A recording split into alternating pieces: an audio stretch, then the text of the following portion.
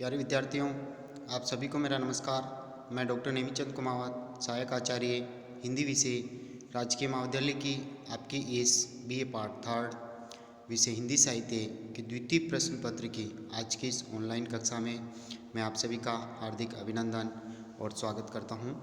प्यारे विद्यार्थियों, पिछली जो हाल ही की जो ऑनलाइन कक्षाएं हुई थी उसमें हमने जो आपके पाठ्यक्रम में जो 2 पाठ्यपुस्तकें लगी हुई है उनमें से कहानी संचयन में संकलित कहानियों का हम अध्ययन कर रहे थे। 2 पाठ्यपुस्तक आपके पाठ्यक्रम में हैं। एक जो मेहंदी को रंग उपन्यास है मृदुला सिन्हा जी के द्वारा रचित, जिस पूरा जो उपन्यास है वो मार्केट में मिलता नहीं है, आउट ऑफ प्रिंट ये बुक हो चुकी हैं। मेरे पास इसकी प्रति थी जिसकी PDF नोट्स PDF के रूप में मैंने बना करके आपको व्हाट्सएप ग्रुप पे शेयर कर दी हैं। आप एक बार विस्तार से वहाँ से इस उपन्यास का अध्ययन कर लें, फिर हम इसका समीक्षात्मक अध्ययन करेंगे, इनकी व्याख्याएं और महत्वपूर्ण बिंदुओं पर हम चर्चा करेंगे। कहानी संचयन में से आरंभिक जो 4 कहानियाँ थी जिसका हम अध्ययन कर चुके थे और आज 5वीं कहानी भी आज की इस ऑनलाइन कक्षा के साथ हम पूर्णतः उसका अध्ययन कर लेंगे। जो 4 कहानियाँ हम पढ़ चुके हैं वो एक पहली कहानी थी उसने कहा था, चंद्रधर शर्मा गुलेरी जी द्वारा रचित। उस कहानी की विस्तार से हमने चर्चा की है, विस्तार से हमने बात की उस कहानी पर। दूसरी कहानी पुरस्कार कहानी जयशंकर प्रसाद जी के द्वारा रचित कहानी पर हम विस्तार से अध्ययन कर चुके हैं। तीसरी कहानी पूस की एक रात प्रेमचंद जी के द्वारा रचित कहानी का हम विस्तार से अध्ययन कर चुके हैं। और चौथी कहानी ताई कहानी का हम अध्ययन कर चुके हैं, विश्वनाथ शर्मा कौशिक जी के द्वारा रचित कहानी। और 5वीं जो कहानी अभी हाल ही की 3-4 ऑनलाइन कक्षाओं से जो हम पढ़ते आ रहे हैं और वो कहानी है नशा, मनु भंडारी जी के द्वारा रचित कहानी। 4 ऑनलाइन कक्षाएं हम इस पे पढ़ चुके हैं। आज की इस 5वीं ऑनलाइन कक्षा में हम चरित्र चित्रण सहित इस कहानी की समीक्षा तक हम पहुंचेंगे। तो आइए हम शुरू करते हैं। पिछली ऑनलाइन कक्षा में हम यहाँ तक पढ़ चुके थे, उसी क्रम को जारी रखते हुए आज पुनः हम यहीं से आरंभ करते हैं। आजकल आनंदी सारे दिन सिलाई करती हैं, यानी आनंदी जो है अपने बेटे किश्नु के साथ शहर में चली गई हैं और किश्नु और उसकी बहू यानी दोनों बेटा बहू आनंदी की खूब सेवा करते हैं, खान पान आदि का पूरा ध्यान रखते हैं। लेकिन आनंदी का मन पूरी तरह से जो है वहाँ लग नहीं पाता, अपने पति जो है शंकर से जुड़ा हुआ है, इसलिए वे रात और दिन मेहनत करती है, सिलाई करती हैं। पड़ोसियों के घर में शादी है, ढेर सारी सिलाई वे लेकर के आ जाती है घर पे। बहू सोचती है कि चलो अच्छा है, अम्मा का मन लगा रहता है। अम्मा ने बड़ी लगन से बहू से क्रोशिया की बेल बनाना भी सीखा।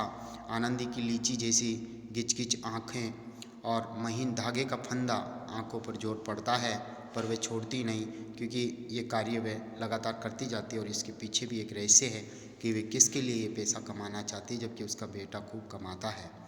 रात में देर तक आंखें गड़ाए हुए क्रोशिया चलाते देख एक दिन किश्नु बोला, माँ छोटी मोटी सिलाई कर लिया करो, तुम तो बेकार ही लेकर बैठ गई पड़ोसियों की। इतना सिलने की कहाँ आवश्यकता है, इतनी मजदूरी करने की तुम्हें कहाँ आवश्यकता है। अब क्या तुम्हारी आंखें ऐसी है जो ये सब काम करते ही रहो तुम। तो आनंदी ने उठकर रख दिया और बत्ती बुझाकर वह सो गई। लेकिन आधी रात के करीब जब सब सो जाते हैं तो वह पुनः उठती है और दरवाज़ा बंद कर लेती है और बत्ती जलाकर बुनने बैठ जाती है। वापस वही कसीदा का कार्य आरंभ कर देती हैं और उसकी जो अंगुलियां हैं वो जकड़ जाती है। वह बुनती रहती है, धीरे धीरे फंदे में से फंदा निकलता रहा और आनंदी इसी तरह से पूरी रात कसीदे का कार्य करती रही। दूसरे दिन आनंदी को मामूली सी हरारत हो गई। आनंदी बुखार में भी बराबर काम करने की आदी थी, पर किश्नु और बहू ने उसे सुला दिया। किश्नु नाराज भी हुआ।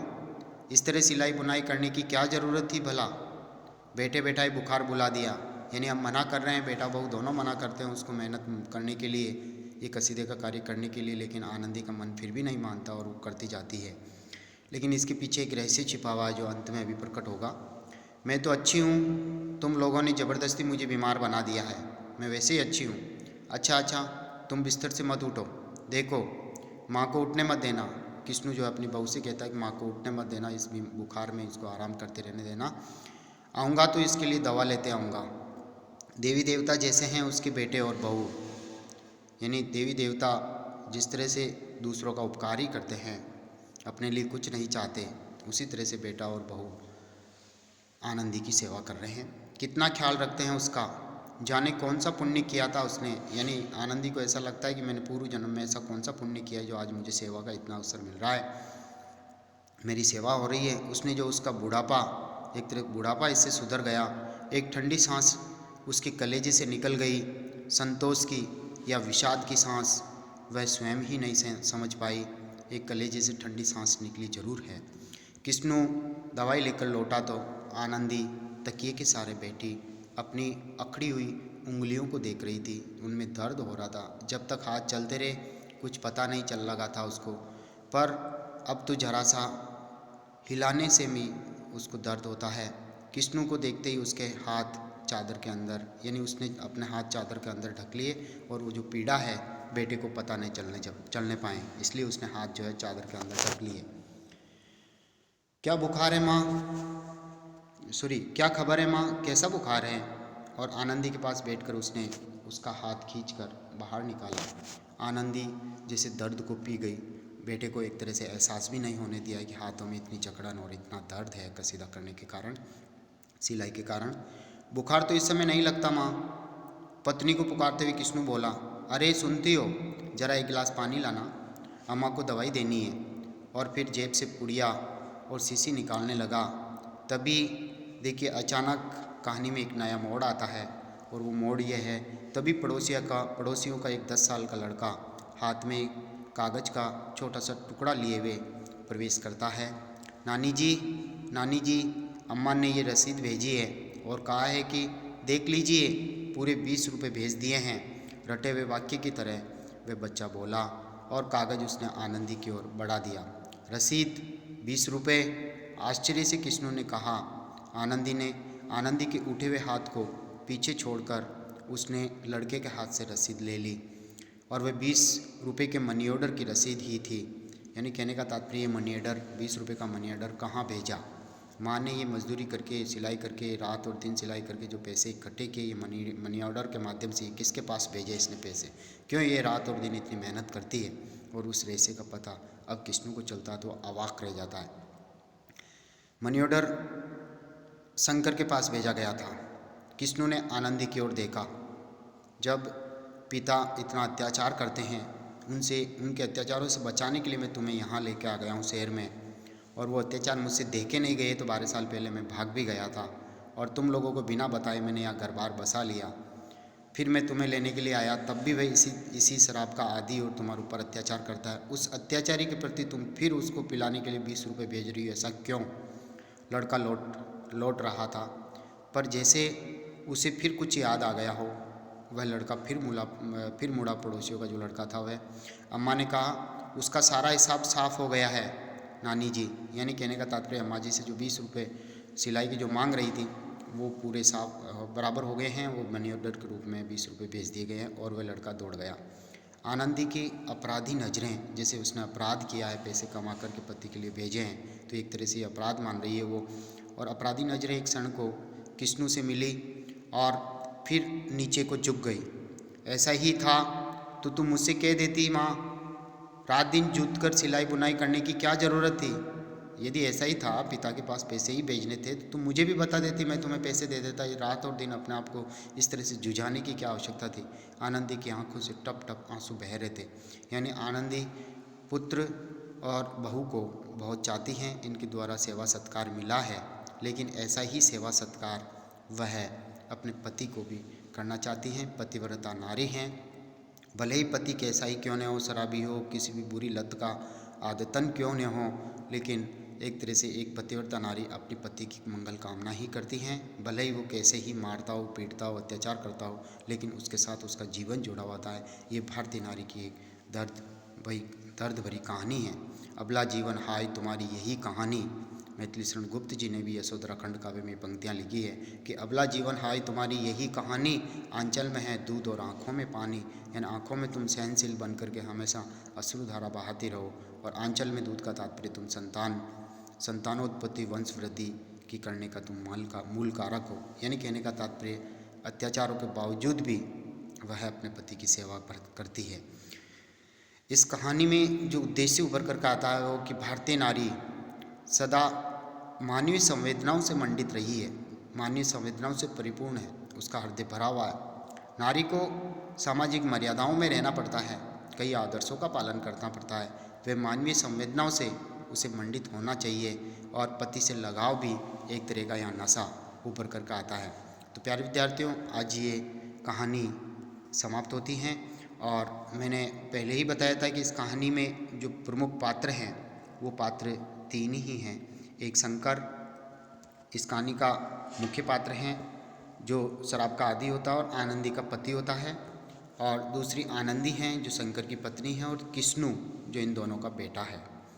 किष्णु माँ के ऊपर इन अत्याचारों को देख नहीं पाता है और उसका खून खोल उठता है और वो अचानक पिता से लड़ करके घर छोड़ करके वो भाग जाता है, और अंत में वो पत्नी आनंदी को भी 12 वर्ष बाद में मिलने के लिए आता है और उसको आनंदी को साथ में लेकर के चला जाता है। तो ये कहानी इस तरह से है कि एक भारतीय नारी जो है वो कितनी सहनशील होती है, कितनी परिश्रमी होती है और कितनी ममता उसमें होती है, कितने अत्याचारों को वो सहन करती है और हमेशा वो पति के सुख दुख के साथ ही रहती है और कंधे से कंधा मिला करके चलती है। पति कष्टों में हो तो भी वो उसका साथ देती है, उसको छोड़ती नहीं है। तो यहाँ हम आनंदी के चरित्र चित्रण पर कुछ प्रकाश डाल रहे हैं। देखिए, आनंदी का चरित्र चित्रण,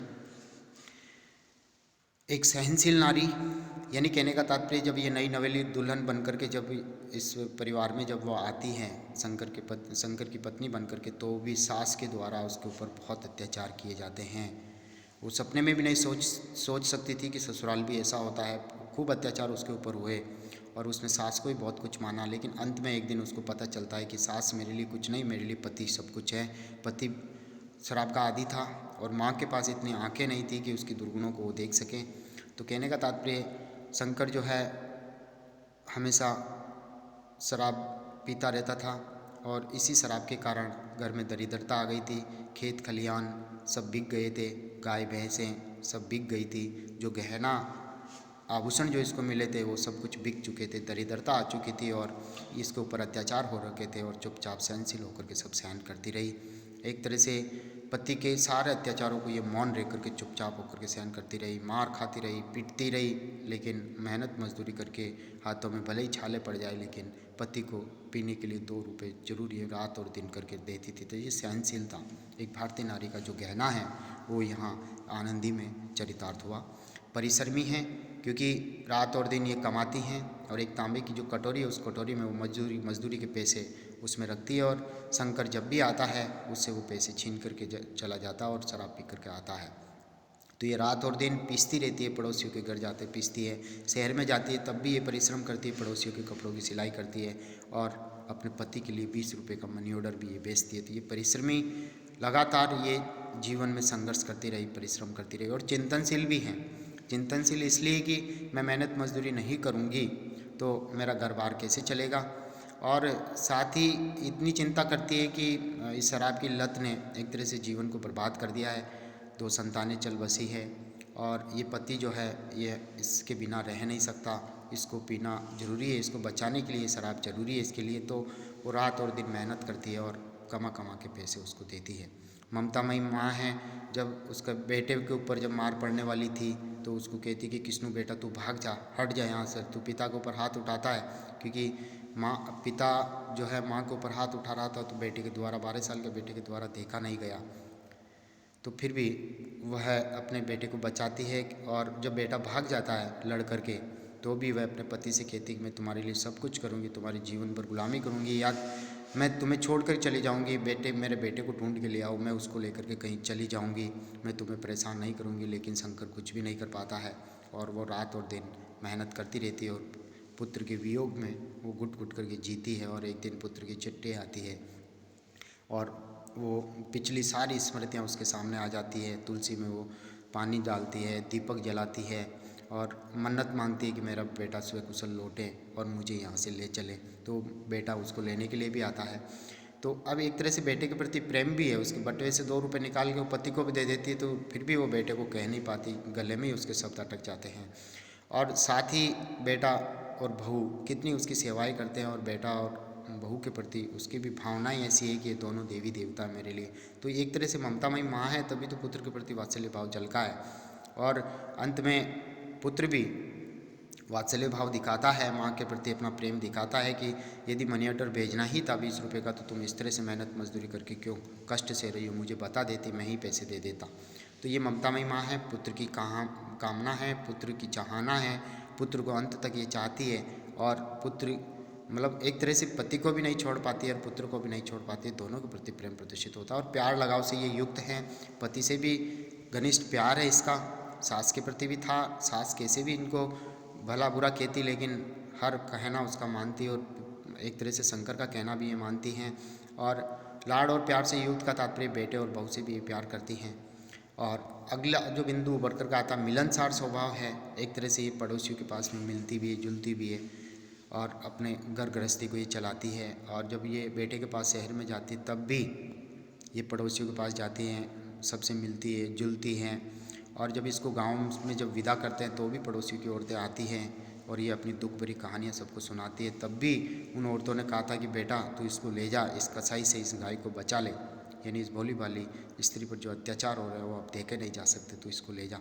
तो पड़ोसियों से मिलनसार प्रवृत्ति थी, तभी तो पड़ोसिनी जो नारियां हैं उनको विदा करने के लिए आई। और साथ ही जब ये शहर में रहती तब भी ये सिलाई का कार्य करती, तो सबसे मिलन जुलन की प्रवृत्ति थी, तभी तो इसको सिलाई का काम मिला। भावुकता से परिपूर्ण है, ये अत्यधिक भावुक हो जाती है। बेटे पर जब पिता हाथ उठा रहे थे तो भागा था, उस समय भी भावुक हो गई थी।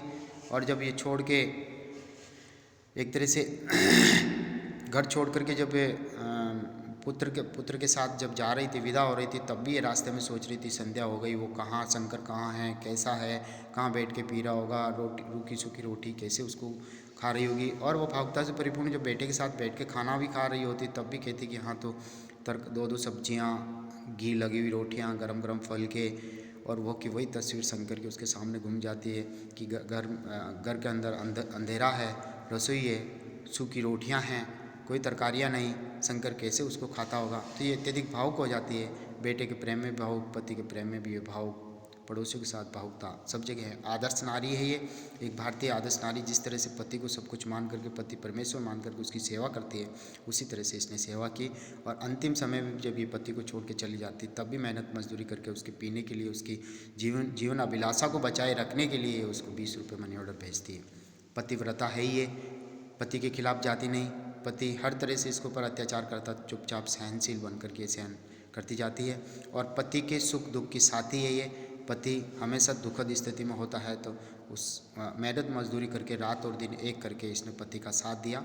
यानी पति पत्नी की जोड़ी ही एक दूसरे के सहयोग से आगे बढ़ती है। और यहाँ हम देखते हैं तो पति का कोई हाथ नहीं, लेकिन पत्नी ही घर गृहस्थी को चलाने वाली होती है। तो इस तरह से इस कहानी की ये नायिका जो एक पतिव्रता नारी के रूप में उभर करके सामने आती है, एक आदर्श भारतीय नारी, भावुकता से परिपूर्ण, मिलनशील व्यवहार, सहनशील, परिश्रमी, चिंतनशील, ममतामयी माँ, प्यार और लगाव से युक्त, ये इसके चारित्रिक गुण इस कहानी में उभर करके आते हैं। और शंकर जो है वो एक तरह से पीने का आदी है और अत्याचार करता है, चाहे पुत्र हो चाहे एक तरह से पत्नी हो, क्योंकि शराब के नशे में उसको उस धुन में कुछ भी पता नहीं रहता है कि मैं क्या करने चाह रहा हूँ। तो वो अत्यधिक आक्रोशित स्वभाव में आकर के कुछ भी कर बैठता है। तो यहाँ कहानी जो है केंद्रित जो करके लिखी गई नशा को केंद्रित करके हैं। अब नशा, एक तो शराब का जो नशा है वो इसका शीर्षक जो देखते हैं तो शराब का नशा जो है शंकर को है। सत्यानाश हो उस हरामी का जिसने ये जानलेवा चीज़ बनाई है, यानी शराब को बनाया है। दूसरा आनंदी को हम देखते हैं तो उसको भी एक पति की सेवा का नशा है, पति प्रेम, पति से लगाव का उसको भी नशा। और अंतिम समय तक भी हम उस नशे को देखते हैं। शुरू में तो मेहनत मजदूरी करके उसको पीने के लिए पैसे भी देती है, सब कुछ करवाती है, और अंत में वो मनी ऑर्डर भेज करके भी, मेहनत मजदूरी करके भी वो अंततः एक तरह से पति के प्रति लगाव का नशा ही है जो 20 रुपये का मनी ऑर्डर उसके पास भेजती है और उसको जीवित रखती है, अपने सुहाग को बचाए रखती है। तो प्यारे विद्यार्थियों, आज ये कहानी समाप्त होती है। अगली ऑनलाइन कक्षा में हम 6ठी कहानी का अध्ययन करेंगे। आप सभी से आग्रह है कि कॉलेज के इस YouTube चैनल को आप सब्सक्राइब जरूर करें, क्योंकि सब्सक्राइब करने पर ही आपकी महाविद्यालय में ऑनलाइन उपस्थिति सुनिश्चित हो सकेगी। और आप वीडियोज़ को लाइक करें। आप सभी को बहुत बहुत धन्यवाद। जय हिंद, जय भारत,